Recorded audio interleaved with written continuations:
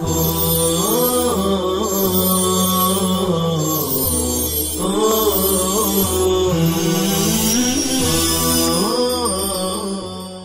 الله الرحمن الرحيم.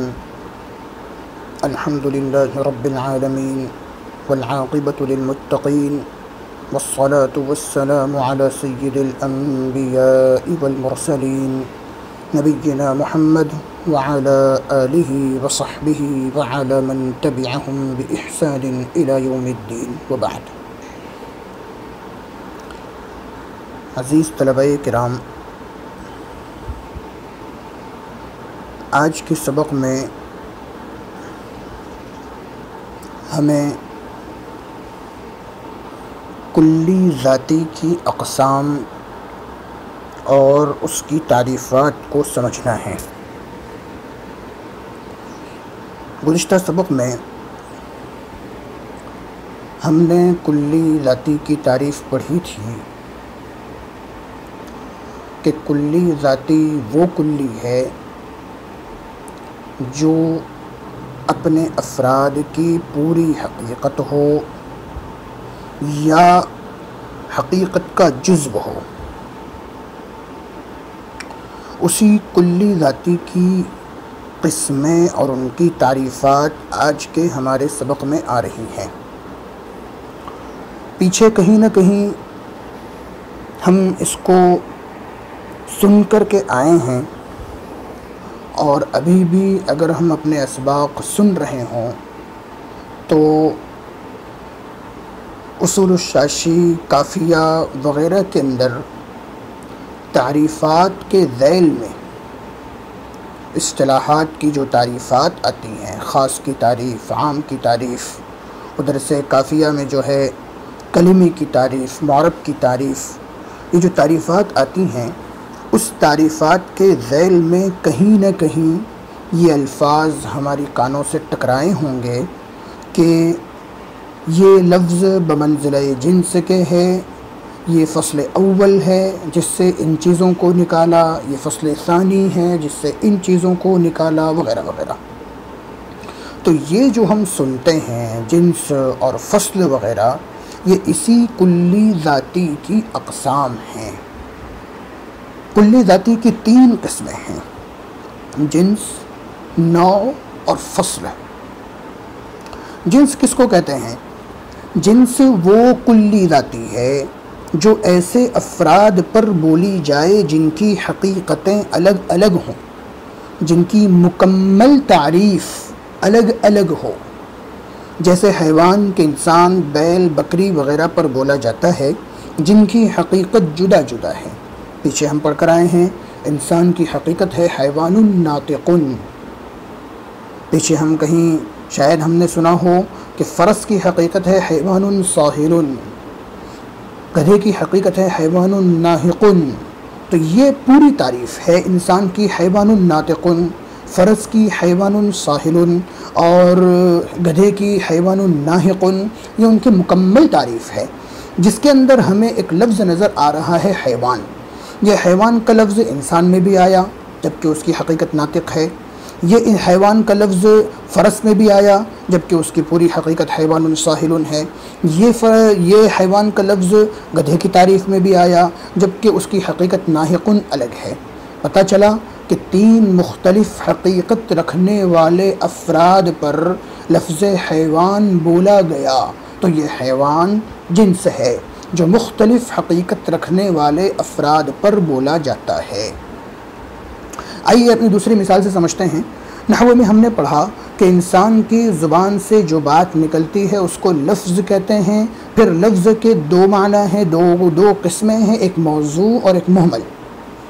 تو لفظ انسان کی زبان سے نکلتا ہے، وہ کبھی معنی دار ہوتا ہے اور کبھی بے معنی ہوتا ہے۔ معنی دار ہونا ایک الگ چیز ہے، بے معنی ہونا ایک الگ چیز ہے، لیکن دونوں پر مشترکہ طور پر جو چیز بولی گئی، جس چیز کا استعمال کیا گیا وہ ہے لفظ۔ تو یہ لفظ بمنزلہ جنس کے ہے جو مختلف دو حقیقتیں رکھنے والے دو افراد پر بولا جاتا ہے۔ معنی دار ہونا مستقل ایک الگ چیز ہے، بے معنی ہونا مستقل ایک الگ چیز ہے، دونوں دو الگ الگ حقیقتیں ہیں۔ ان دونوں الگ الگ حقیقتوں پر جس چیز کا اطلاق کیا گیا وہ ہے لفظ. یہ لفظ بمنزلہ جنس کے ہے، اس لیے کہ دو مختلف حقیقت رکھنے والے افراد پر یہ بولا جاتا ہے. کلی ذاتی کی دوسری قسم ہے نوع. وہ کلی ذاتی ہے جو ایسے افراد پر بولی جائے جن کی حقیقت ایک ہو.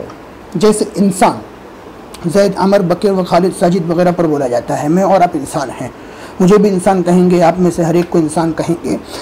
کیوں؟ اس لیے کہ ہم سب کی حقیقت ایک ہے. میں حیوان ناطق، آپ حیوان ناطق، فلاں حیوان ناطق، خالد حیوان ناطق، ساجد حیوان ناطق، سب کی حقیقت ایک ہے.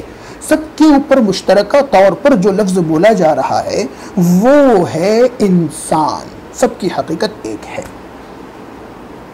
یہ ہے نوع جو ایک حقیقت رکھنے والے افراد پر بولا جائے. اسم، فعل، حرف، ان کی حقیقت ایک ہے کہ وہ ایک معنی پر معنی مفرد کے لیے وضع کیے گئے ہیں. الکلمۃ لفظ وضع لمعنى مفرد وهي اسم وفعل وحرف. یہ اس کے افراد ہیں. کلمے کے 3 افراد ہیں، اسم، فعل اور حرف. کلمہ، اسم یہ بھی کلمہ ہے، فعل یہ بھی کلمہ ہے، حرف یہ بھی کلمہ ہے. کیوں بھئی؟ اس لیے کہ یہ ایک معنی کے لیے وضع کیے گئے ہیں. تو ایک معنی کے لیے وضع کیا جانا یہ ایک حقیقت ہے جو اسم میں بھی پائی گئی، فعل میں بھی پائی گئی، حرف میں بھی پائی گئی. اور ان تینوں کے اوپر جو لفظ بولا گیا وہ ہے کلمتن.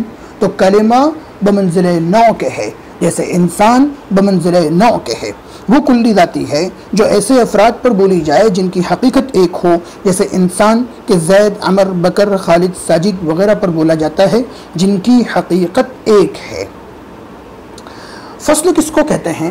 فصل کہتے ہیں وہ کلی ذاتی ہے جو ایسے افراد پر بولی جائے جن کی حقیقت ایک ہو اور اس حقیقت کو دوسری حقیقتوں سے جدا کر دے. ایک کام یہاں ہمارا بڑھ گیا. حیوان جنس کی تعریف میں آیا تھا جو مختلف حقیقت رکھنے والے افراد پر بولی جائے. نوع کی تعریف میں آیا تھا جو ایک حقیقت رکھنے والے افراد پر بولی جائے. اور فصل میں 2 چیزیں آ رہی ہیں. پہلی چیز آ رہی ہے کہ جو ایک حقیقت رکھنے والے افراد پر بولا جائے. یہاں تک کی بات تو ٹھیک ہے جو پیچھے بھی آیا.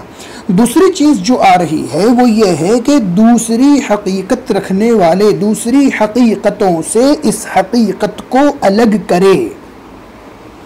دوسری حقیقتوں سے اس حقیقت کو الگ کرے.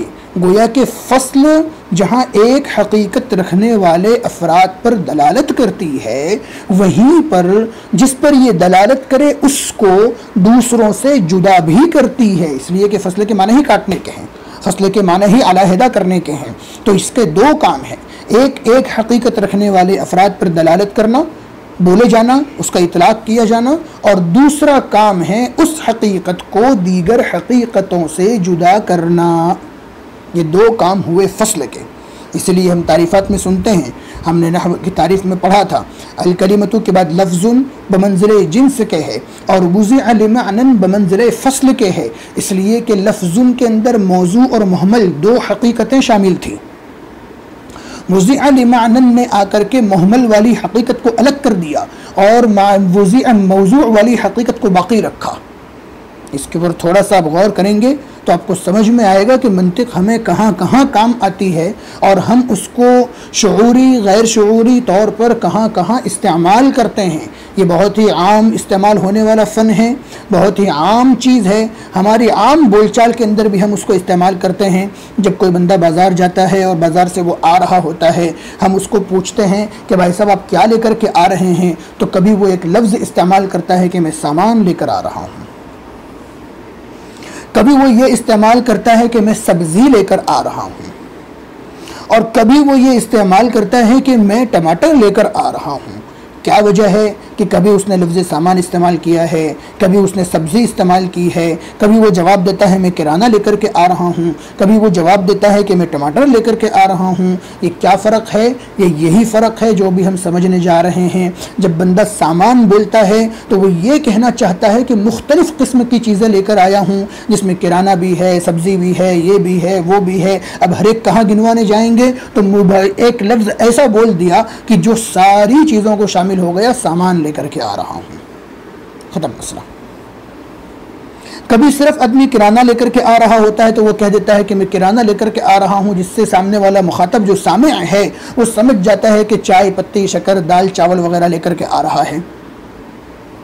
وہ سامان بمنزل جنس کے تھا اور یہ کرانہ بمنزل نوع کے ہے۔